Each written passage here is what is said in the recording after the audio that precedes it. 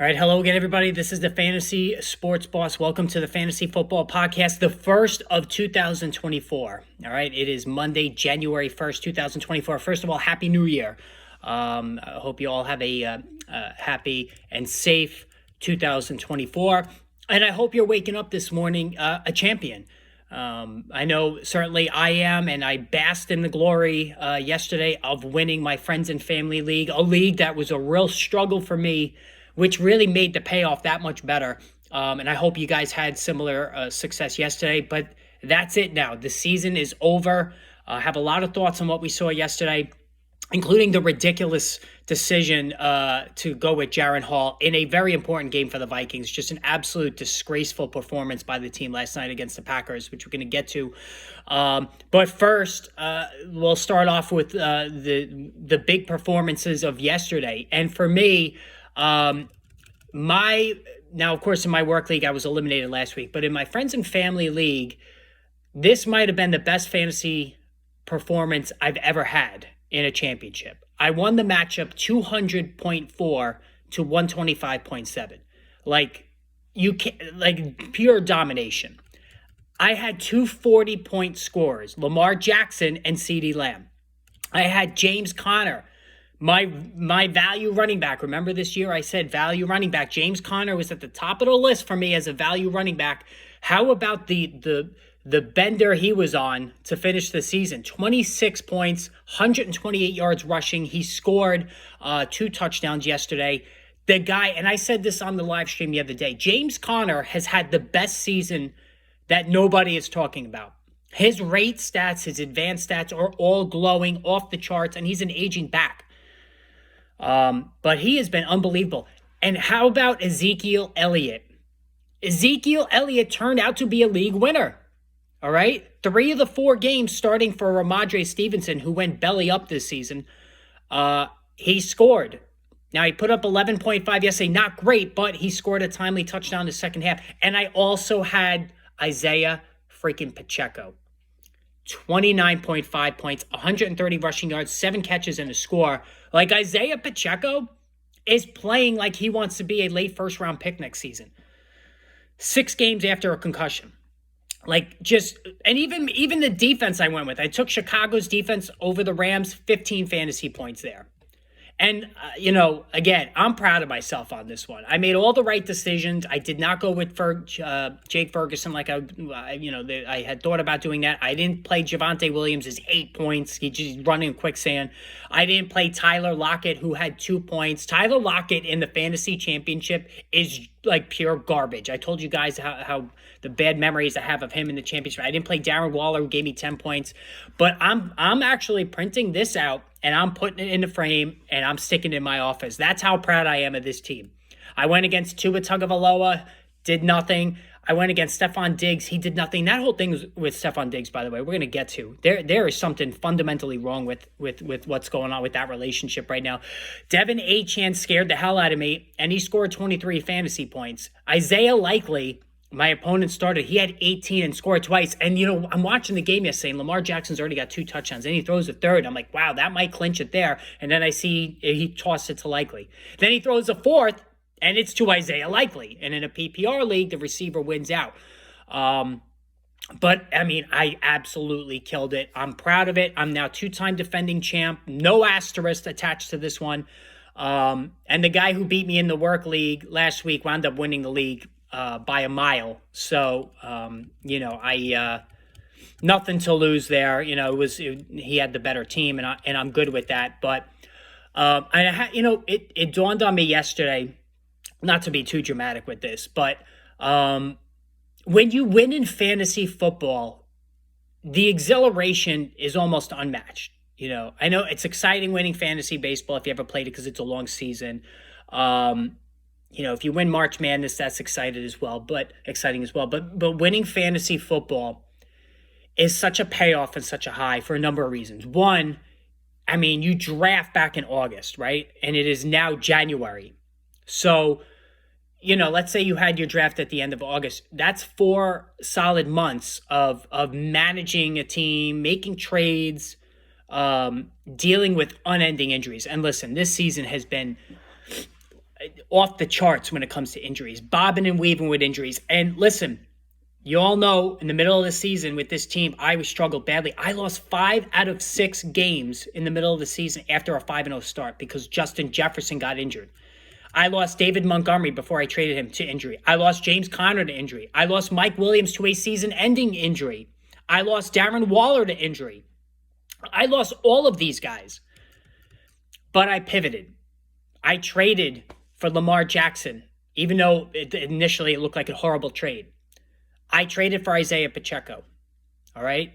I picked up Trey McBride, absolute league winner. I picked up Ezekiel Elliott, league winner. Who would have thunk it, right?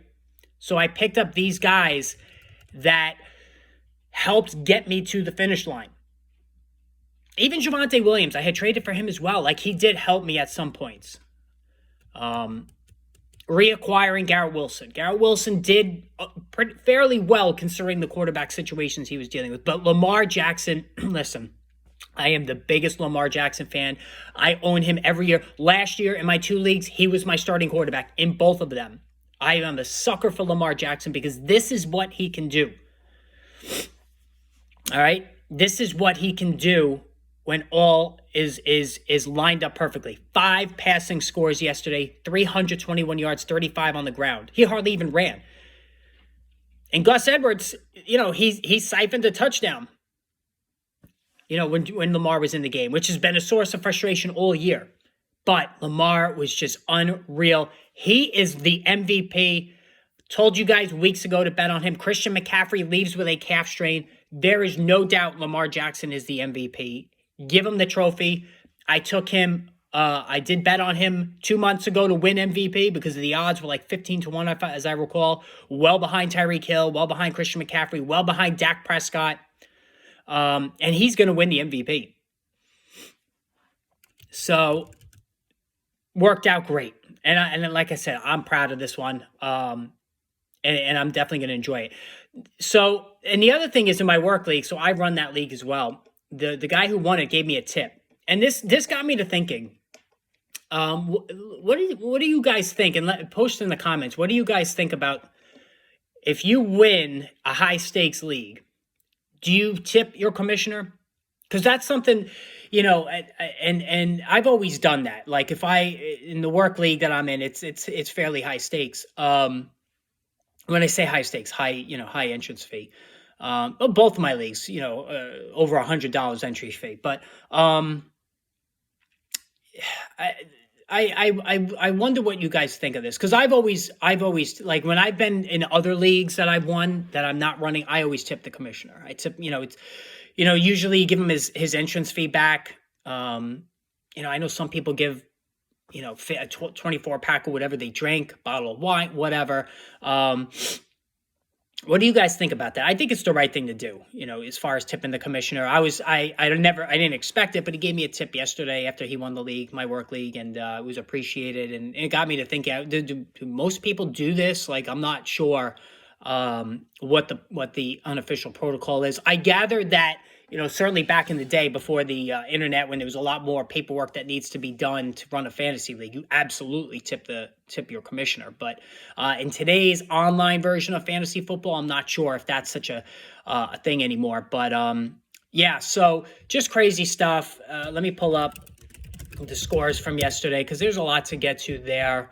And we'll go through that quickly. But this week, listen, the season, I know that fantasy football season's over, and I'm not trading week 18. I'm not covering week 18. I refuse to, because that fantasy football should be over for everybody.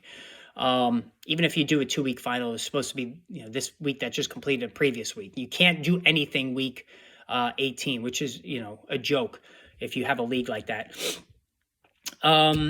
So this week, going to continue with putting the bow on the season, and then next week we're going to start transitioning into lessons learned, and I have a lot of thoughts on things that we could have, all of us collectively, done better evaluating players, certain tells that we have that we can pick up and use for next season, and then certainly I have very, very, very, very, very early ranks for next season.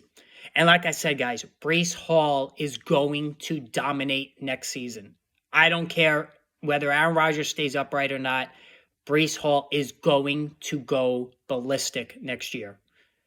And I'll even put it out there now. It would not, if Aaron Rodgers stays healthy the whole year, it would not shock me in the least if he does 1,000. I'm telling you right now, that is how good Breece Hall is. It would not shock me. Now, Buffalo Bills 27-21 over New England. Listen, I have to hand it to Bill Belichick. The Patriots have played really competitive football since Bailey Zappi became the starter. Now, Zappi did toss 3 interceptions. It was ugly. The Buffalo Bills, credit to them, didn't give up when it looked like they were not going to make the playoffs. Now they're playing for all the marbles against the Dolphins next week, a Dolphins team that limps into the playoffs. And this really was an ugly game for the Bills. Josh Allen was only 15 of 30 passing. Just shows you, again, that Bill Belichick, at least when it comes to defense, not evaluating talent for the draft, but the defense, he's still on top of his game. 1 interception, no touchdown passes. He ran for 44 and luckily scored 2 on the ground. So if you're a Josh Allen owner in the championship, it wasn't great. James Cook, told you this was a bad matchup. 16 of 48. He did nothing on the ground. This was a clear fade for me. 1 catch for -4 yards. So that wasn't good. Dalton Kincaid did go 4 for 87. Dawson Knox left early with injury. That's the only way he can get to double digits in PPR. So this is something we're going to have to watch next year. If Dawson Knox is back, and they could cut him, if he's back with Dalton Kincaid next year, I have him planted firmly behind Sam Laporta and Trey McBride in that young tight end group, and maybe behind Isaiah Likely, because I think the Ravens have a decision to make at that tight end position with Mark Andrews. Now, Stephon Diggs, 4 catches for 26 yards. Listen, there is something going on there.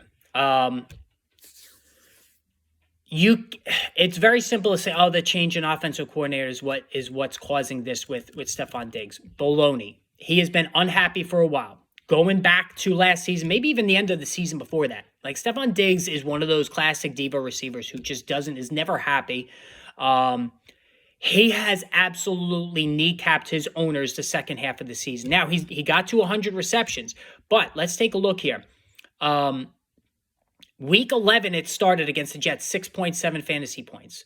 All right. Then he went for 19 in week 12. But then after the bye, week 13, his last 4 games in PPR, 6.4, 8.8, 7.9, 7.10. So single-digit PPR points in 5 of 6 games to end the season. An absolute disaster. This is a pairing that's going to have to split up. I don't see this happening anymore with Diggs in Buffalo. It's time to move on. He's an aging receiver. I know he's going to be in his age 30 season. He's still very productive. Not sure this is age-related. I think this is just a combination of setup, diva-ish, behavior more than aging. But this is something we're going to have to watch. Ezekiel Elliott only ran for 39 yards, but he scored. He's scoring pretty much every game since he took over the starting spot, and he definitely helped me win my championship. There's no doubt about it. And again, I talked to you guys about Derrick Henry going to Dallas. I still think that's absolutely going to happen. If that doesn't happen, I could see Elliott going back there as well. Chicago, 37-17 over Atlanta. So the rumor yesterday morning was that Arthur Smith is coming back. Arthur Smith coming back to Atlanta. Hopefully this disgusting effort by the Falcons puts that to bed. They were blown out by the Bears. And the Bears, let's be fair, are playing well on both sides of the football. Justin Fields, 20 of 32, 268 and a touchdown, ran for 45 and another score. Justin Fields has been really good the second half of the season. Is it enough to have the Bears commit to him? In my opinion, it shouldn't, right? This is a classic reset. Caleb Williams sitting right there. Generational talent, the best QB prospects, I believe, since Andrew Luck and Trevor Lawrence. Listen, getting a young quarterback with unlimited upside, cost control, resetting the contract under the cap for the Bears, because now Fields he's going to require a payday very soon. That's the way to go. I think Justin Fields is a very good fantasy football quarterback. In a real life quarterback, I don't think so. They can't be clouded And really, the Bears have been out of it. So the pressure wasn't on Fields. He could just kind of do whatever he wanted because there was no playoffs at stake. I know they have like a minuscule chance, but although that might be eliminated after last night's game. And it was. Yeah, they needed the Packers and Vikings to tie, so they're out. But it can't cloud their judgment. They have to move on, in my opinion. DJ Moore, 9 for 159 in a score. DJ Moore was tremendous this season. Absolutely tremendous. Khalil Herbert, second straight monster game, 18 to 124 in a score. Caught only 2 passes for 5 yards. Roschon Johnson caught 3 for 38, ran 7 for 21, and a touchdown. This looks like another muddled setup. Now, Roschon Johnson, I think, is going to have an opportunity to be the guy next year, so we're going to have to see how this transpires. But Khalil Herbert has played well when he's been healthy this season. Taylor Heineke, 3 picks. I started the Bears defense. I saw this coming. Bijan Robinson did get 15 carries for 75 yards, 5 per carry. He's unbelievable. 3 catches for 11. But again, it just you wanted more all season as a Bijan Robinson owner. I know September was pretty good, but then it really got bad after that. Drake London, 4 for 56. That's about as good as you can expect from him with this quarterback situation. And Kyle Pitts, 1 catch for 5 yards. Please, fantasy gods, get this guy out of there, Arthur Smith. Please, like I said, I will not draft any one of these guys, Bijan, London, Pitts, next season if Arthur Smith is there. I'm not doing it. Indianapolis 23-20 over Las Vegas. The Indianapolis Colts are going to the playoffs. Gardner Minshew, the best backup quarterback in the NFL, has had a really nice season. Jonathan Taylor, 21 of 96 and a touchdown on the ground. 1 catch for 8 yards. Jonathan Taylor's interesting because he's becoming like that boring veteran, right? With Kyren Williams and Bijan and Jahmyr Gibbs and Breece Hall now taking the mantle for the next generation, Jonathan Taylor is like sort of that in that tweener role where he's not old enough yet to fall into that Eckler, McCaffrey, Aaron Jones category, but he's not young either. So he's in that boring veteran classification as a running back. And I've seen mocks for next year that have him as a late first-round pick. There's just no way. Like, I know he's a breathtaking talent, but he can't stay healthy the last couple of years. And the age is creeping up. Doesn't catch enough passes for me. I'm out on him next year. Michael Pittman, 5 for 46. Didn't do much in his return. Didn't need to. Zamir White, 20 of 71. Just an okay game for him. Caught 5 for 35. Zamir White, who didn't catch passes in college, has at least shown that he can catch the ball. I think Josh Jacobs is done there. Zamir White will be an interesting upside play next year if you go value. Devontae Adams, 13 for 126 and 2 scores. So where did that come from, right? Last week he had 1 catch. This week, 13 for 126 and 2 scores. Does he end up on the Jets next season? The Rams, lucky to escape 26-25 over the Giants. The Giants just, anybody who saw the end of this game, Tyrod Taylor, wide open Saquon Barkley, doesn't know whether to run it or throw it, throws it behind him.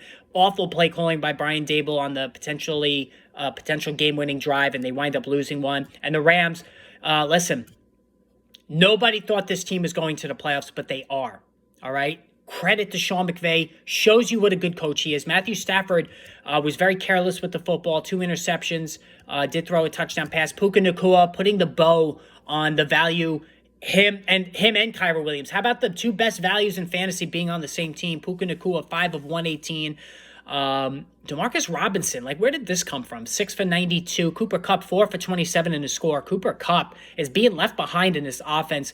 Kyren Williams helped. He was another big star yesterday. 20 of 87, 3 touchdowns, caught 2 passes for 14 yards. I know, listen, I've gotten into some disagreements with people on Kyren Williams. I'm leery of him next year. I don't know what it is. I take Breece Hall over him easy.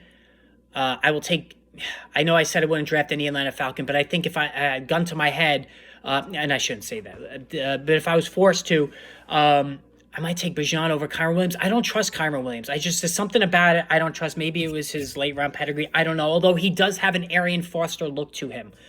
There's just something about him I don't trust. I don't know what it is. Saquon Barkley, though, 12 of 39. He's got to get out of New York. I know he likes it there, but for his own sake, 26 years old, it's time. He's got to move on. And he's going to slide in drafts. The Arizona Cardinals 35-31 over the Eagles. What is going on with the Eagles? I mean, it's just not happening for this team. And listen, I'm not unhappy to see it because I hate the Eagles. Sorry to my Philadelphia watchers there, but I'm a Giants fan. What do you expect me to say? Jalen Hurts actually had a really good game, though. 18 of 23, 167, 3 scores. He threw another interception. He throws a turnover every game or commits a turnover every game. Ran for 25 yards. DeAndre Swift, 13 for 61. 1 catch for 5 yards. If DeAndre Swift is back with the Eagles next year, guys, do not draft him in PPR. They don't throw the ball to the running backs. A.J. Brown, 4 for 53. Devontae Smith, 3 for 30. The two receivers did nothing. Kyler Murray, 25 of 31, 232, 3 touchdowns, 1 pick, ran for 24. Do the Cardinals hold on to him or do they move on? I think Kyler Murray's played really, really well since coming back.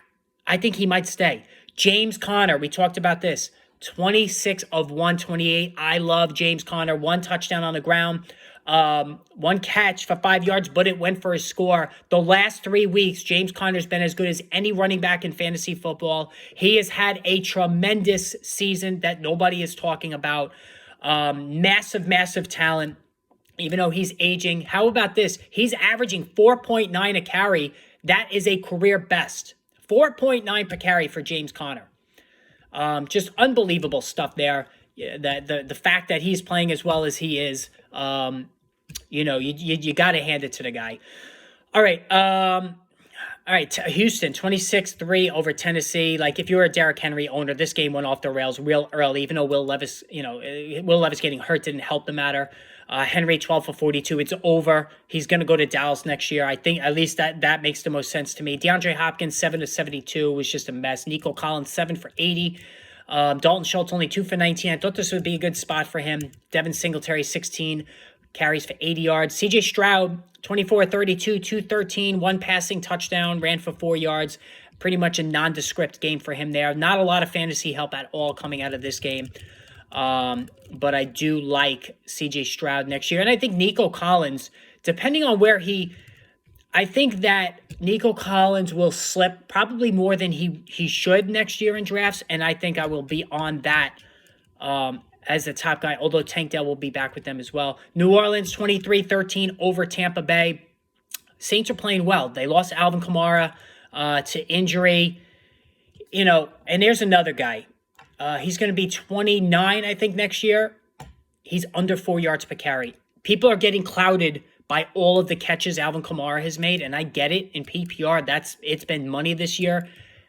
Don't ignore the peripheral concerns. Whereas I talk about James Conner, his peripheral numbers are glowing. Alvin Kamara's are not. Baker Mayfield, 2 more touchdown passes. He did get picked twice. Rashad White has been great all year, but this was one of his worst outings, 11 of 42. He lost a fumble. There's some ball security issues with White. 4 catches for 24 yards. He face planted when you needed him most. Chris Godwin, 3 for 81. Mike Evans, 3 for 70. Was lucky to get a couple of big ones there. Juwan Johnson, 8 for 90 and a touchdown. Probably not a lot of people played him there. Kamara, 10 for 45 before he gets hurt. And he caught 2 passes for 4 yards. Just an ugly outing for him. Derek Carr, 2 more touchdown passes. Had a nice finish for him. All right, what am I up to here? All right, so Baltimore, 56-19 over the Miami Dolphins. Lamar Jackson gets... when you talk about the best quarterbacks in the NFL, and I almost liken him as the quarterback version of Jonathan Taylor, he's like the boring veteran now, Lamar Jackson. Like, his MVP season is far enough away that people are kind of asleep on him now. He's not considered in the big 3 with Jalen Hurts, Josh Allen, and Pat Mahomes. I think he needs to be. He was an absolute league winner. He was good last week. He was spectacular this week. 18 to 21, 321, 5 passing scores, and he ran for 35 yards. I said it all season. He's throwing the ball better than I have ever seen him throw the ball. And he was a league winner. All right. And he's getting a little bit up there in age, but he's still got 2 years of big time performance left to him. Zay Flowers, 3 for 106. He looks like a Tyreek Hill kind of player. I'm all in on him next year. Gus Edwards, 16 to 68 and a touchdown, did lose a fumble. Tua Tagovailoa, this was a bad matchup from the start. He did come down and toss a touchdown to Cedric Wilson on the first drive, 22 to 38, 237, 2 touchdowns, 2 picks. And then he left with a shoulder injury, but it looks like he'll be all right. Devin Achane, 14 to 107. 4 for 30 through the air and a touchdown. He's really good, folks. This guy is scary good. It'll be interesting to see how they do this next year. Raheem Mostert had a big year himself, but he broke down late. Tyreek Hill, 6 of 76. Just sort of a nondescript game for him. He was livid on the sideline, as they showed earlier in the game. Jacksonville, 26-0 whitewash over the Carolina Panthers. Travis Etienne, who's been struggling the second half. Oh, by the way, Miami. Let me get to this. I forgot about this. So Mike McDaniel, you wonder what these coaches are thinking sometimes. He leaves not only Tagovailoa, who left with a shoulder injury, but Bradley Chubb, who has suffered no doubt a season-ending injury in meaningless time. Why in the fuck would you leave your best player, who's got 11 sacks, your best defensive player on the field in a meaningless portion of the game, and now he's out for the season? This team is limping into their matchup with the Bills next week. I think they're going to get blown out. Just an awful job by Mike McDaniel. If you're a Dolphins fan, you have to be ripping your hair out as to what happened there. That's just should never happen. And he owned it afterward, but that's just... if we sitting here know that was a mistake, how does McDaniel not realize this? Travis Etienne, 6 for 102 and 2 scores, 2 for 16 in the passing game. He was really good after almost 2 months of listless play there. Evan Ingram, 6 of 60, really good season for Evan Ingram. He's been the most valuable tight end among that group of T.J. Hockenson, George Kittle, whatnot. Calvin Ridley, 4 for 39. Listen, it didn't happen. I'll take the hit on that one. Just did not happen. That's it. I was all in on him, wanted him on all my teams, and it never happened. There's just no other way around it. He was just bad. Washington loses the 49ers 27-10 over the Commanders. Christian McCaffrey suffers a calf injury. Guys, let this be a indication to fade him. I don't care how many touchdowns he scored this year. He'll be 28 next year. Calf injury. That's trouble. McCaffrey's 14 of 64 on the ground, 4 for 27 in the passing game. This was one of his worst games of the season. Brock Purdy rebounded from the mess of last week against the Ravens, 22 of 28, 230, 2 passing scores. It was a good outing for him. Brandon Ayuk, 7 of 114 in the score. Debo, 5 for 37 in the score. George Kittle, 3 for 29. Kittle's been very inconsistent this season. Nothing really to do there with the Commanders worth talking about.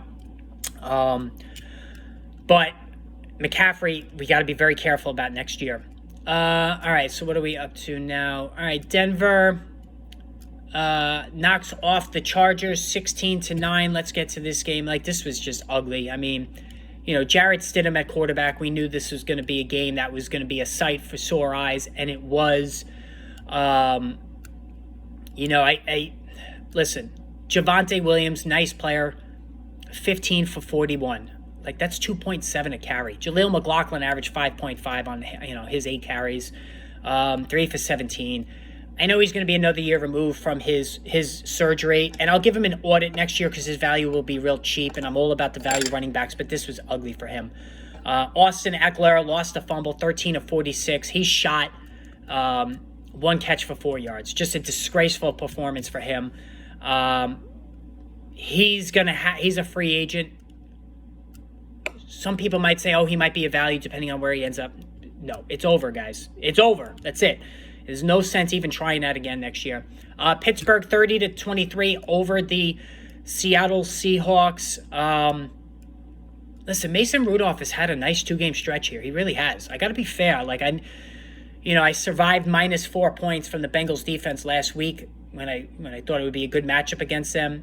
Rudolph, he didn't throw a touchdown pass, but 18-24 for 274. Najee Harris, 27-122, 2 touchdowns. Jaylen Warren, 13-75 and a touchdown. So the running game really got it done. DK Metcalf, 5 for 106. Tyler Lockett, 1 for 10 in the fantasy championship. He's just always bad in the fantasy championship. Jackson Smith and Jigba only caught 1 pass for 12 yards, but it went for a score. All right, Kansas City Chiefs pull it out over the Bengals. They are the AFC West champs, 25-17. Listen, Isaiah Pacheco is a league winner. He quietly is in the MVP, fantasy football MVP discussion. Like, he has been a seventh-round pick. And it goes to show you, again, you don't need to spend draft capital on a running back. And that was one of the biggest things the Giants did wrong drafting Barkley. Pacheco, 18 for 130 on the ground. And then he goes 7 for 35 in the passing game with a score. Like, the guy was just unreal this season. He really was. Pat Mahomes, only one touchdown pass. He has not justified the draft capital. Travis Kelce, 3 for 16. Guys, even if you're the biggest Kelce fan, you have to admit it's just, he's not the same guy, right? A lot of tight ends are off into retirement at this stage of the game. It's not looking good. Rashee Rice, 5 for 127. I'll take a bow on that. Told you guys to stay patient. He was a monster performer down the stretch. All right, and finally, Green Bay 33-10 over Minnesota. Listen, I like Kevin O'Connell as the coach. It was a awful decision to go with Jaron Hall, a rookie from BYU, with a playoff spot on the line, national television. Like, what is he thinking, honestly? And he benched him at the half, 5 for 10 in a pick. Just brutal performance.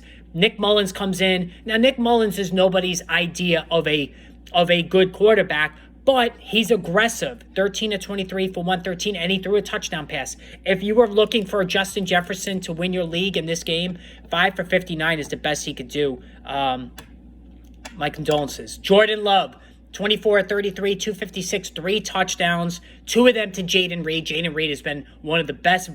Tank Dell got a lot of the credit early on, deservedly so, but Jaden Reed right there is the best rookie receiver this season, especially during the second half. Jordan Love is here. He's going to be in that next tier next season as a guy.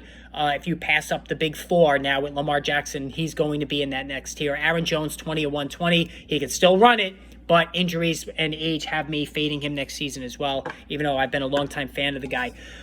So there it is, guys. There's the wrap-up. Hope you guys did well. I'm going to try to do a live stream later today. Happy New Year again. Good times this season. Make sure you hit the subscribe button and become a member. Click the join button at the homepage. Different levels. Gives you some additional perks. Stands out in the chat and all that other stuff. And free draft guide if you pick the gold membership. But until then, guys, have a great day. Again, Happy New Year. We will talk soon.